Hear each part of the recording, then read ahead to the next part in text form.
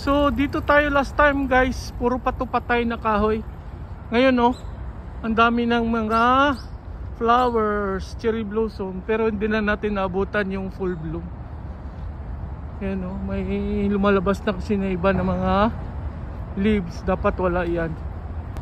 So yan medyo may leaves na siya na green lumalabas. Dapat wala yan, puro lang white flower siya. So maganda pa rin naman tingnan. Yan ang dami pa namang mga puti na mga bulaklak. So may mga binta dyan. May mga naman kumakain sa ilalim ng mga kahoy. Yan, mga dono nagpipiknik.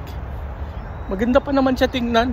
Kaso hindi na talaga siya yung full bloom talaga na cherry blossom.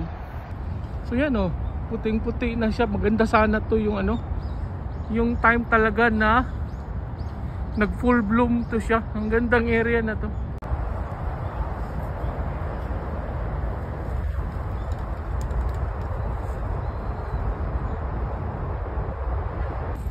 So dito tayo last time guys, puro patupatay na kahoy.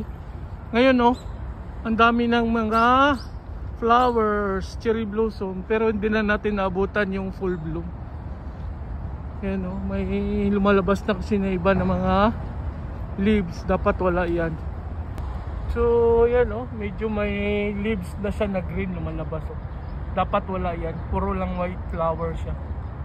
So maganda pa rin naman tingnan. Yan ang dami pa namang mga puti na mga bulaklak.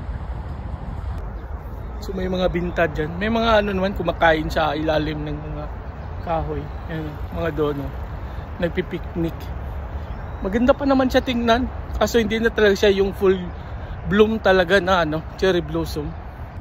So yan puting puti na siya. Maganda sana to yung yung time talaga na nag full bloom to siya. Ang gandang area na to.